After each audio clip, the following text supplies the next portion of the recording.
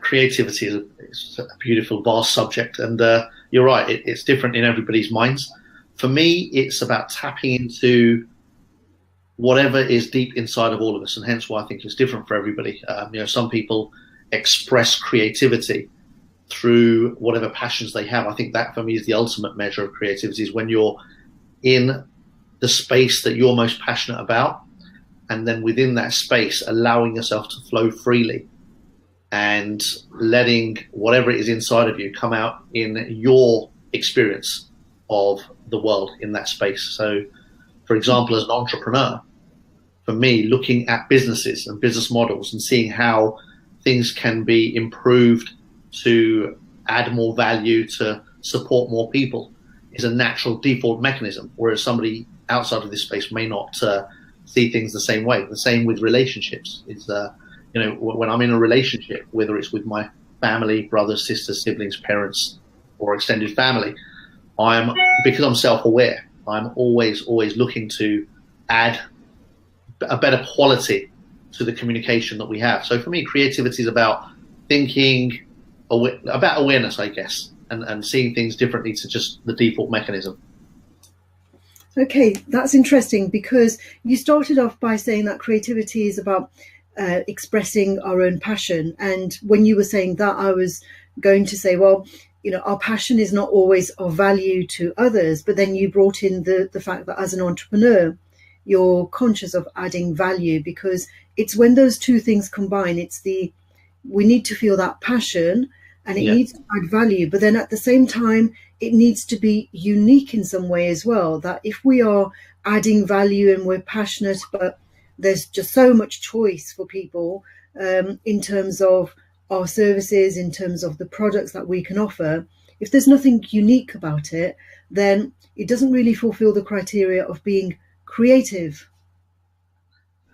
And again, I know this might be a little bit controversial, and I get there's a lot of people that are trying to get people to niche into specific areas.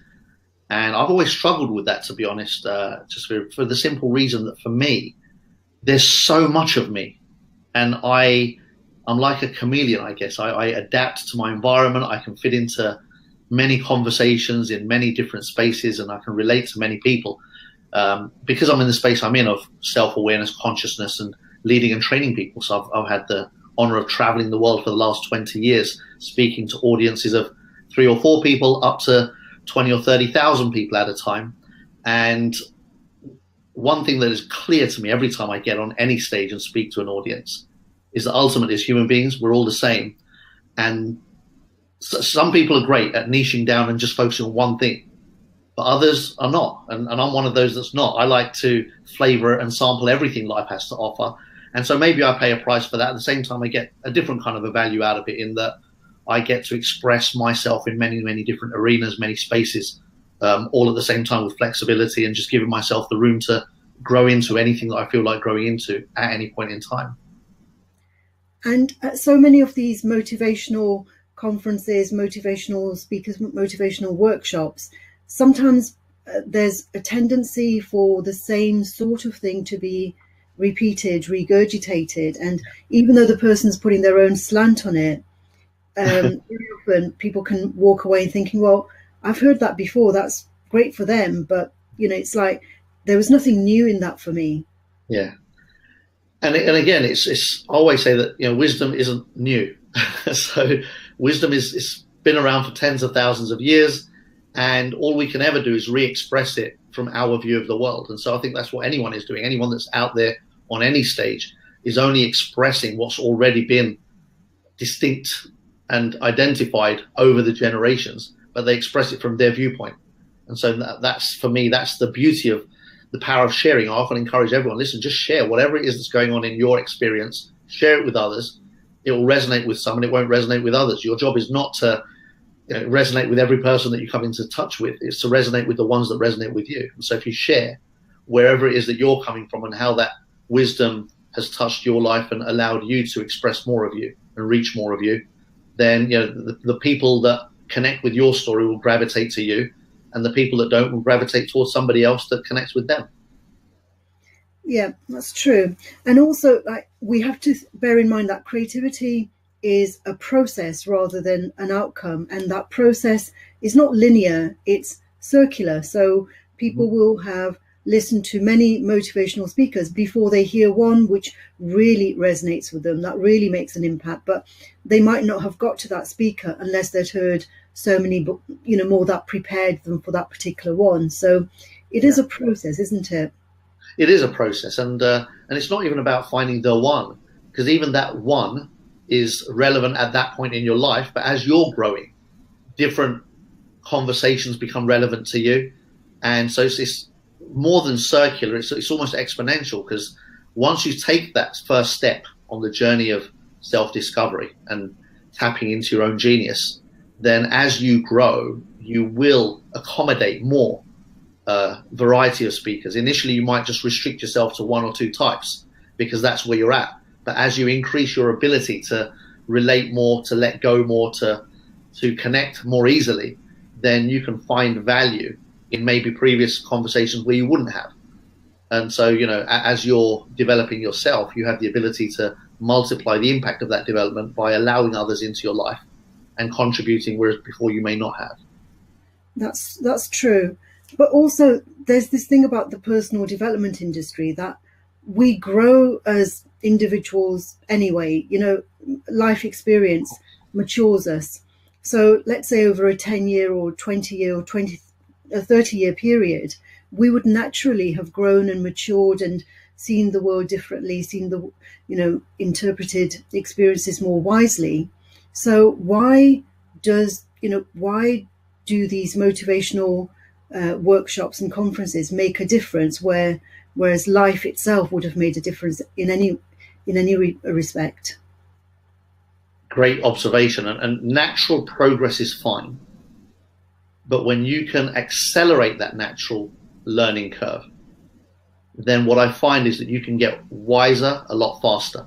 And so yes, life will present lessons along the way, and to be honest, many people don't learn from the lessons. We see constantly around us the vast majority of people that are not plugged into some kind of a self-awareness education program often struggle with the same situations in different formats throughout their entire lives and fail to grow beyond that similar experience. And so yes, they grow very linearly, and so that natural growth can be really cumbersome and slow and even very repetitive, just in different flavors throughout life. And so a lot of people, human beings around the world, even in their 50s and 60s and 70s, are complaining and struggling and disconnected and all the same stuff they were dealing with 20, 30 years previous, just in a different format. And so for me, self-awareness, personal development, like the conscious act of growing, accelerates the speed with which you can comprehend, understand yourself, and get the best from yourself. And so when I think, I'm 48 years old now, and I've been blessed to have not just got into personal development 20 years ago, but actually engaged and implemented. And so I'm a massive action taker. And so when I learn something, it's not just to make me feel better, it's actually to transfer that education into results in my life. And as a result of that mindfulness of implementing whatever I can at that point in time based on what I'm dealing with, I often am able to reach people of a much older generation, people in their later years, because they see the wisdom in my learning, my accelerated learning. So yes, there is natural progression, but I absolutely believe that those that consciously learn have a much richer experience of life and a much more accelerated experience of learning wisdom and implementing it. And how do you recognize creativity in others? So we've talked a lot about how you express it, how you add value, but how do you distinguish between a person who's very highly creative and someone else who is perhaps of more of a fixed mindset? So when you say how I recognize it in others, it reflects in the way that they live in their conversations. I always say, our conversations give away so much more than we may realize. And so in language is the first point of recognition. And so how people speak about and describe their life and life experiences will tell me within minutes where they're at in terms of their ability to reinvent another reality. And so people that are, like I say, if they're constantly complaining, struggling, stuck, unwilling to let go of things, unwilling to learn new things, they're unforgiving, they're judgmental, they're very opinionated. All of these kind of traits give away where somebody is on the scale of self-awareness. And equally, the opposite is also true. People that let go quickly, forgive fast and forgive first, people that can reinvent an experience so that they can find the greatness in the experience rather than the tragedy or the pain in an experience, are much more, in my viewpoint, much more elevated in their ability to create their reality as they go through this thing called life. Okay. Yeah, in my experience, through my research, I've found that creative people are often perceived to be disruptive. You know, in education, they're often seen to be the troublemakers, the ones who are not conforming to what the teacher is expecting of them. Yeah. Have you noticed that in your experience as well, that, you know, they're mavericks in the work organization? They are, you know, seen to be like a thorn in the side for the management. They can be often, and it's because they're misunderstood often. And so because they don't conform, because they don't, I won't say they don't conform, they just see things differently to how maybe the mass default version of the world is. And when they try to add their perception, their experience or their view of what's possible, those that don't think possibility can't understand or relate to what they're doing. And so, yeah, it's very easy to become the odd one out or the so-called black sheep of that environment.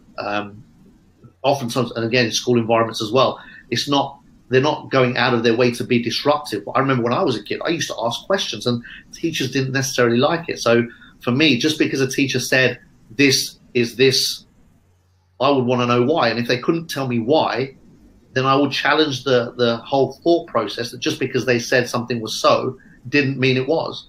And I wasn't trying to be disruptive. I wasn't trying to be the kid that made the teacher look bad, but that's how it came out. I can see how the teachers got defensive because they weren't seeing things from my perspective and they were doing what they were trained to do. And so that, you know, again, that can reflect in the job environment as well. You know, if you've got management that's fixed in their viewpoint and fixed in the way that they think, and if you're being creative and trying to add value, but they don't speak the same language, and often that's the case, you know, they're two people speaking two different languages, completely misunderstanding each other. And that can come across as arrogant, it can come across as ignorant, it can come across as disruptive, all of those things. But I think it's just, again, the world we are evolving as a species, albeit slower than would be optimal, but much faster than we ever have done in history. And so hopefully at some point in the future, there'll be a magic colliding of the two happy mediums, and, you know, people will start connecting and understanding creativity better. Yes, I have found that in my research as well, that the highly creative students, as you say, they ask challenging questions, and the teachers do often get defensive and they're not liked as much. Teachers prefer students who, because you know, some students are very highly intelligent and others are highly creative, and the two there's not necessarily a correlation between the two. And those who are highly intelligent, if they are conforming to what the teacher expects, they naturally tend to be more popular.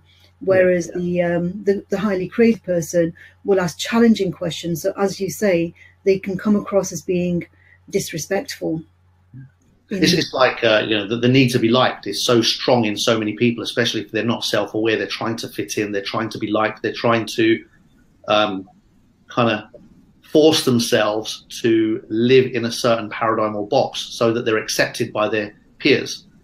And yes, they will get the favor of their peers and their uppers, but at the same time, they're not expressed, they're not self-expressed, they're not free, and they will end up ultimately struggling internally because they're not true to themselves. So, yeah, and I think the gap is closing. To be honest, it is. There's you know, companies are more open these days than they ever were before to what I call new age conversations, and actually learning to improve their communication with, you know, the flow of communication between management and the lower tier workers is improving. I've seen companies willing to spend money on those very important areas which before may have been overlooked. So we're moving in the right direction. Yes, indeed. Well, Kalpesh, thank you very much. I've really enjoyed my conversation with you. Thank you very much. Thank you. Thank you for choosing me to share with you. And hopefully, we'll do this again sometime. Yes, we will, I'm sure. Lovely. Thank you very much. Thank you so much. Bye-bye. Bye.